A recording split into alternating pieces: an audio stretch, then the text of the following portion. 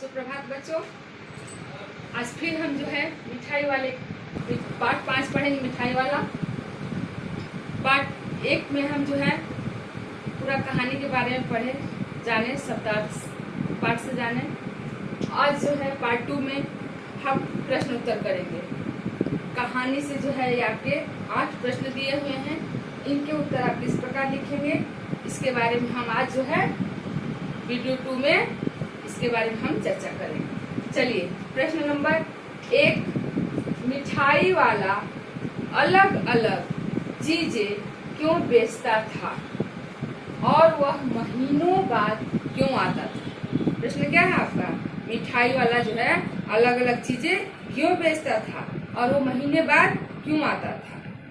मिठाई वाला अलग अलग चीजें इसलिए बेचता था। आप उत्तर इस प्रकार लिखेंगे, मिठाई वाला अलग अलग चीजें इसलिए बेचता था क्योंकि वह बच्चों का सानिध्य प्राप्त करना चाहता था। बच्चों का जो है सानिध्य यानी साथ प्यार प्राप्त करना चाहता था। और वह जानता था कि बच्चों का स्वभाव बड़ा ही नटखट होता है।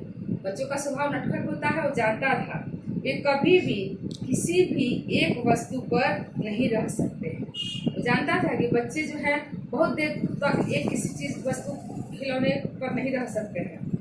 वे हमेशा बदलाव की अपेक्षा रखते हैं और बच्चे हमेशा जो है बदलाव, कभी ये खेलते हैं, कभी वो खेलते हैं, कभी ये खाते हैं, कभी पीते हैं, बदलाव की जो है उनके अंदर क्या होती है? अपेक्षा रहती है।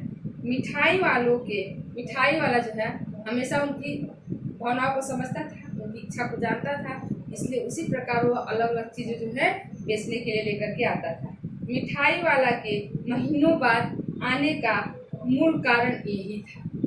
महीनों बाद इसी वजह से आता था। वो जानता था कि बच्चे एक चीज पर ज्यादा दिन तक जो है टिक करके नहीं रह सकते हैं। इसी कारण से वो जो है कुछ दिन अंतराल दे करके आता था, अलग चीज लेकर के। तब तक बच्चे पहली वाली वस्तु से खेलकर ऊब चुके होंगे, वो समझता था, इसीलिए जो है कई महीनों का अंतराल देकर के वो आता था।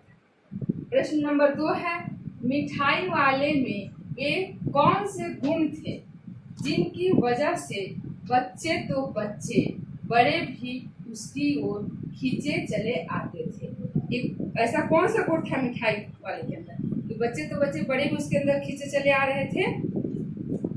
इसका उत्तर आप इस प्रकार लिखेंगे, मिठाई वाले का मधुर आवाज में गा गा कर अपनी चीजों की विशेषताएं बताना। मिठाई वाला जो है क्या करता था? मधुर आवाज में गाता था और गा गा करके अपनी जो चीज बेचता था उसकी विशेषता बताता था, उसके गुण के बारे में बताता था।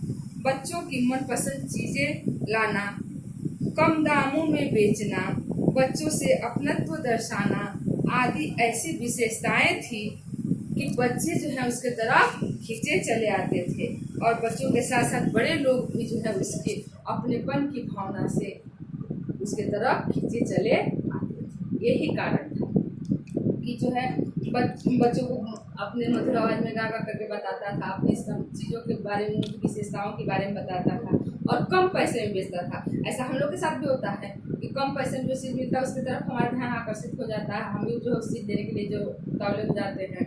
उसी प्रकार बच्चों जानता था कि ये सब करने से जो है बच्चे हमारी तरफ खींचे चले आएंगे। विजय बाबू, तीसरा प्रश्न नंबर 3 है, विजय बाबू एक ग्राहक थे और मुरली वाला एक विक्रेता।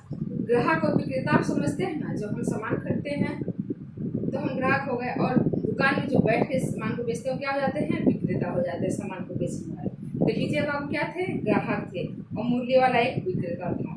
दोनों अपने अपने पक्ष के समर्थन में क्या तर्क पेश करते हैं और दोनों अपना अपना पक्ष रखते हैं, दोनों अपना अपना जो है पक्ष वहाँ पर पेश कर रहे हैं।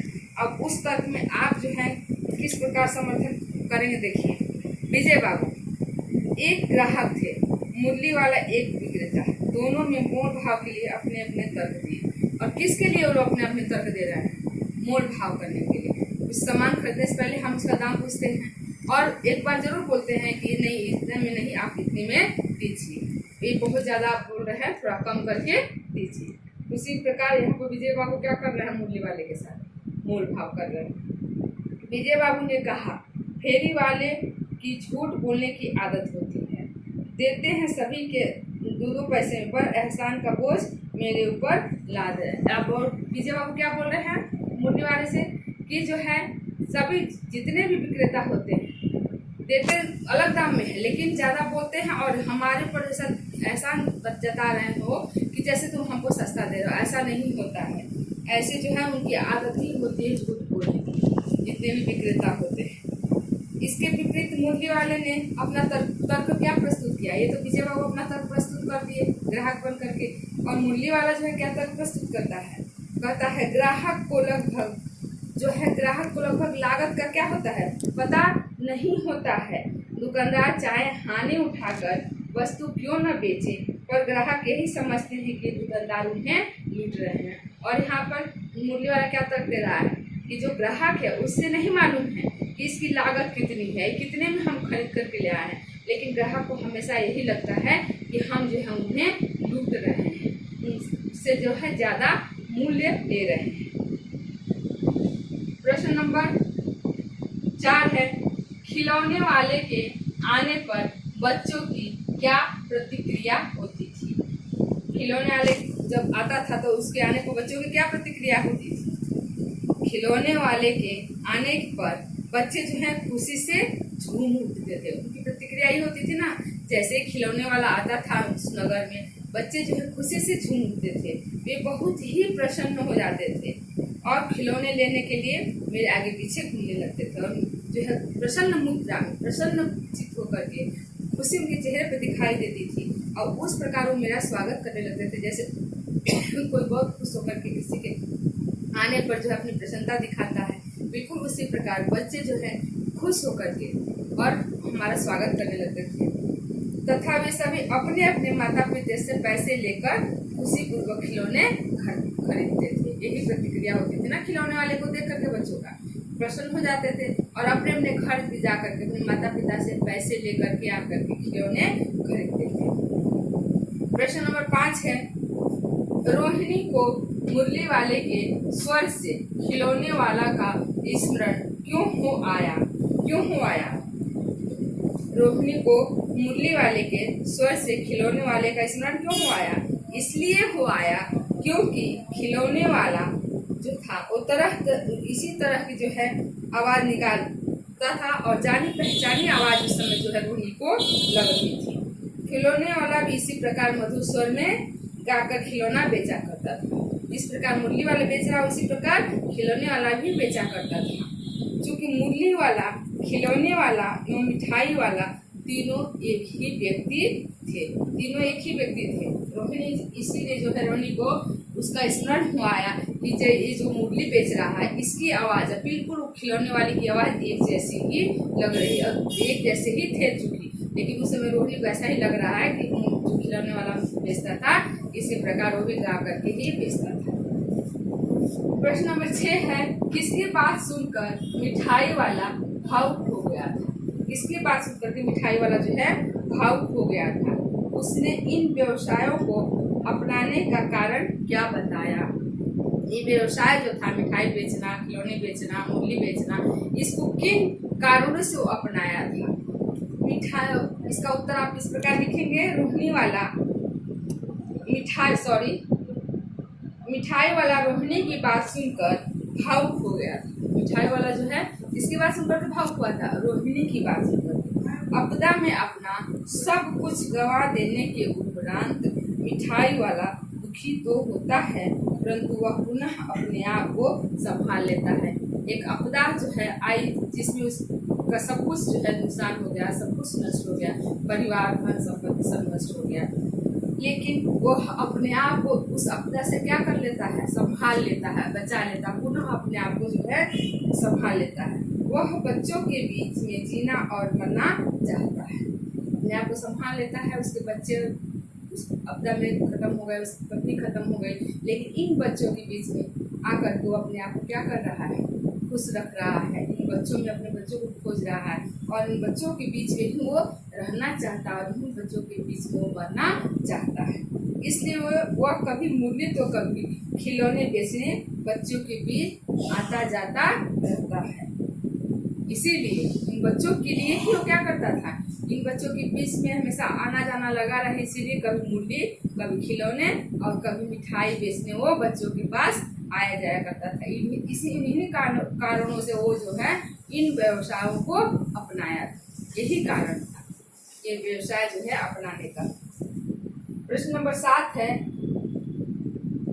अब इस बार ये पैसे न लूंगा। कहानी के अंत में मिठाई वाले ने ऐसा क्यों कहा? क्यों कहा मिठाई वाले ने? रोहिणी द्वारा सारी बात पूछने के उपरांत, जब रोहिणी उससे बात करती है, उसके बारे में पूछती है और सारी बात जब पूछ लेती है तो मिठाई वाला क्या हो जाता है, काफी भावुक हो जाता है।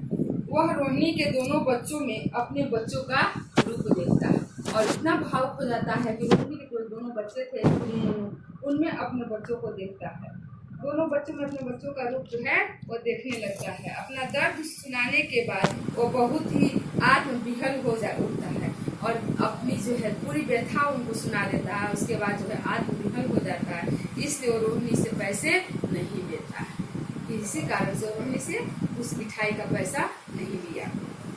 प्रश्न नंबर 8 है, इस कहानी में रोहिणी चिक के पीछे से बात करती है। क्यों करती है चिक के पीछे से बात? क्या आज भी औरतें चिक के पीछे से बात करती हैं? यदि करती हैं तो क्यों? आपकी राय में क्या यह सही है? ये सही है आपके राय में? तो आप इसके उत्तर इस प्रकार लिखेंगे, हमारे भारतीय परंपरा के अनुसार, हमारे जो है भारतीय परंपरा में पर्दा प्रथा है, आज भी महिलाएं किसी पराये व्यक्ति के सामने नहीं आती। पराये व्यक्ति के सामने महिलाएं आज भी जो है गांव में नहीं आती हैं, पर्दा करती हैं। अगर आवश्यकता होती है तो पर्दे के पीछे से बात करती है। अगर घर में कोई अन्य सदस्य नहीं है, आवश्यकता पड़ ही जाती है, बात करने की जरूरत आ ही जाती है, तो औरतें क्या करती हैं, पर्दे के पीछे से उस व्यक्ति से बात करती हैं। ऐसा प्रायः ग्रामीण इलाकों में देखा जाता है। शहरी और नगरीय क्षेत्रों में यदा कदा ऐसी बातें होती हैं।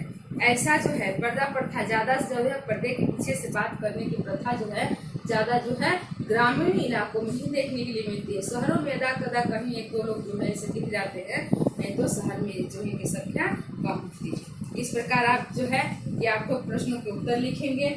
एडिशनल क्वेश्चन आप जो है इस पाठ से कैसे बनाएंगे? मिठाई वाले पाठ के लेखक का नाम बताइए, क्या है? भगवती प्रसाद वाजपेयी। बच्चों ने हाथी घोड़े कितने में खरीदा था? कितने में खरीदा था बच्चों ने हाथी घोड़े? 50 पैसे में। खिलौने वाले का गान गली भर के मकानों में कैसे लहराता था? जब खिलौने वाला गा करके अपने आवाज में खिलौने बेचता था तो उसके जो है गाना गली भर जो मोहल्ले में लोग रहते थे उन तक कैसे पहुंचता था? जैसे सागर में तरंगे लहरें उठती हों, उसी प्रकार जो है उसकी जो सागर की तरह। चुन्नू मुन्नू ने कितने में खिलौने खरीदे थे? कितने में खरीदे थे? रोहिणी पूछती है ना कितने में खिलौने खरीदे हो बच्चों से, तो क्या बच्चे बोलते हैं 2 पैसे में। 2 पैसों में जो है खरीदे थे।